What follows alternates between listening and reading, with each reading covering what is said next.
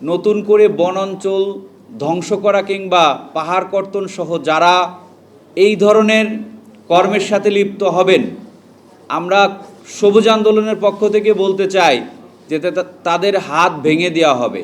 বন্যপ্রাণী সংরক্ষণ, আইন সংশোধন, বনাঞ্চল রক্ষায় সরকার ও জনগণের করণীয় নিয়ে আলোচনা সভা ও গ্রিনম্যান অ্যাওয়ার্ড 2025 প্রদান করেছে সবুজ আন্দোলন।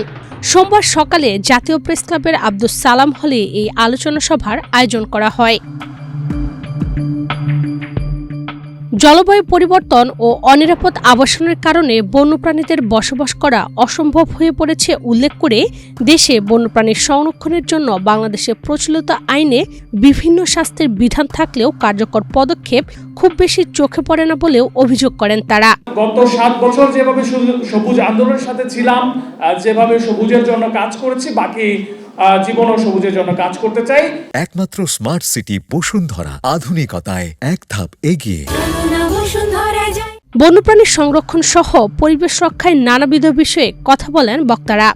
এ সময় বন্যপ্রাণী বিলুপ্তির অন্যতম কারণ বন্যপ্রাণীর আবাসস্থল ধ্বংস, বন উজাড় করে নগরায়ন, অবৈধভাবে বন্যপ্রাণী শিকার, জলবায়ু পরিবর্তনের নেতিবাচক প্রভাব, মাটি, পানি ও বায়ু দূষণ নিয়েও কথা বলেন বক্তারা। সবুজ আন্দোলনের প্রতিষ্ঠাতা ও পরিচালনা বোর্ডের সভাপতি বাপ্পি সর্দার অনুষ্ঠানের সভাপতিত্ব করেন।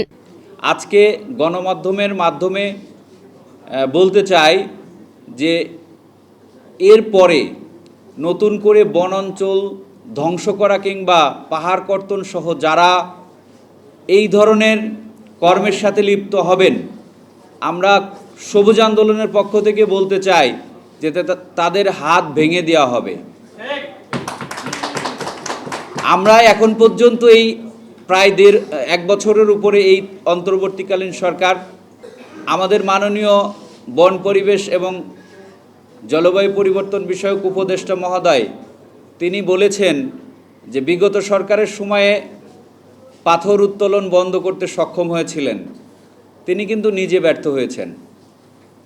আবার একজন ম্যাজিস্ট্রেট গিয়ে সেখানে কি করেছেন, সুন্দর করে বলেছেন যে একটা পাথরও যদি কি হয় আবার নতুন করে যায় তাহলে ঝাঁঝরা করে দেওয়া হবে।